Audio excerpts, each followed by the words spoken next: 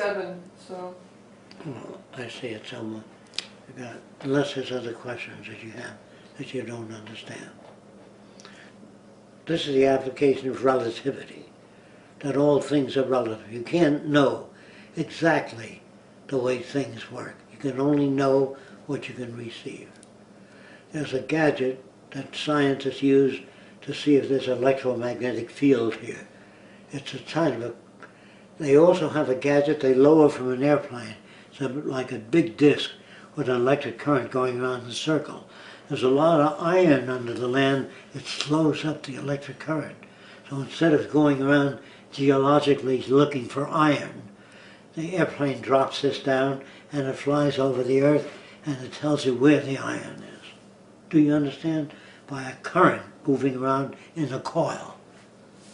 And it's called a magnetometer. That's how they know whether. In the old days they used to dig down, find metal, say this is a good place for it. Nowadays, with a prism, a certain type of prism, arranged a certain way, if you aim it at a star, it tells you there's no oxygen on that star, no nitrogen, no water. The prism, the color bands, tell you what there is on that planet. It was discovered accidentally. When the Germans made airplanes that were lighter and stronger, they didn't know what it was made of, so they heat the metal so it's bright, white hot, and run it through a prism. They get a color band, and the color band says 2% magnesium, 1% carbon, cobalt, you know what I mean? It's called spectral analysis. So we can turn a spectrum on anything today, and if we heat it so it's white hot, we can tell what it contains. That's how they know there's no air on the moon before they ever went there. But normal people, how do they know there's no air on the moon? They've never been there. There are other ways, but they don't know about spectroscopes. You know, spectral analysis. A lot of people don't know about those things, so how the hell do they know? My opinion is just as good as theirs. They don't look into it and say, how do they know? They speculate, you know what I mean? And so that's why we have so much trouble with people, because they do not have a common way of seeking information. They say, well, if you ask me, I think my opinion is just as good as yours. Good. So people feel, they want to feel equal to you. They say, that's your opinion. Now I'm going to give you mine. See? So they think one opinion is as good as another. And that's valid amongst people that don't know how to check things out. They should say, I wonder how they know there's no water on the moon. But wondering that, they don't go to their computer and say, how do people know that? I don't know if your computer will handle that, but your computer will tell you every phase of metals with a memory. If you put in metals with a memory, or you put in materials with a memory, you'll get more than metals with a memory. If you put in, what is memory? You know what I mean? Well, that's another question altogether. We don't ask those questions because we're not brought up to ask such questions. We're brought up, if you get money, you can buy anything, a Rolls Royce or a big house with 40 rooms. So most aims are for money, not scientific instruments. If you wonder why do people only think of making money? Because they can buy any car, any house, pay off people, you know what I mean? Money is a symbol, and it can get you anything you want. But if you study chemistry, you might learn about chemicals, but you can't afford to live in a nice house. That's why people are money-oriented. Not because they're bad or greedy. Because money gives them what they want, and without it they can't have what they want. Is that real clear? It's rewarding to people. Now, if helping people is rewarding you instead of money, that's different. But you'll be abused by it. You'll have to drive a car that breaks down because you don't have the money to buy a car that doesn't break down. A brand new Mercedes will last longer than the average car. But you can't afford that. And if you use magnetic braking, it'll last longer, but you can't afford it. But people with money said, what's the best braking? Said, I'll take two. You know what I mean? And how do I make my house fireproof? You do this, you do that, see? And they can afford it. Without money, you're pissed on by people. Sleeping in the street, you're broke, and because the guy is a bum. I met what they call bums that were so well read that they didn't want any part of the system. They lived in poverty.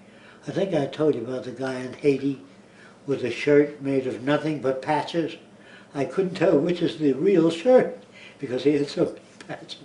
And he was well informed in semantics, but he was, the shirt he wore looked like a guy put a hand grenade in it and blew it up. There were holes all over it and torn, and he still buttoned it up because that's all he had. But he loved to read, and he was very well informed, but in what he read, but he was pissed on by everybody. And I talked to him for hours. He was bright as hell, but he couldn't identify with being part of the world. You know, so they were considered bums. And I considered politicians bums. And people that designed bombers, bums. Do you understand? And the people that made the atom bombs, dangerous. Because they gave it to people that were not wise enough to use them. They couldn't take that into account. But they loved the challenge of solving the problem. But they you know, even the Bible says, cast ye not pearl before swine. You know what that means? If you give a pig a pearl, it doesn't say, gee, that's great, thank you. If you give an atom bomb to an undeveloped country, they'll blast the hell out of people they disagree with. And they'll poison the earth. They don't care about that. They're not wise enough to use it. That's what casting not pearl before swine means to me. Don't give people atom bombs. Don't give people bombers unless they learn to live together in peace. Then you give them airplanes and other spectroscopes and things like that. So when educate kids in spectral analysis and magnetometers and all the things they don't know exist, they will not make their own conclusions. They'll say, let's put a spectrometer on that and try to find out. They don't even think that way today. They think man will always be greedy, no matter what you do. You can say that man has always been greedy due to scarcity or fear of loss. A man can have $1 million and still steal because he wants to secure his position. He wants to make damn sure even if the banks fail, he has money buried under the mattress or under the ground in the trunk in the backyard, you know. People are insecure because they've known banks to fail, and all their money that they put in the banks is gone because the bankers called other bankers and said, hey, we're going to sell out, we're going to close down in 3 months, take your money out, to their friends in the banking business. They did that first, so there was nothing left. Even though a guy worked all his life and saved up $800,000, when the banks failed, they were lined up outside the banks demanding their money. Banks said, we don't have it. And they killed themselves, the people, because they felt they'd let their families down. So the people that don't put money in the banks, they have a locker in banks where you can put cash. And you get to no interest.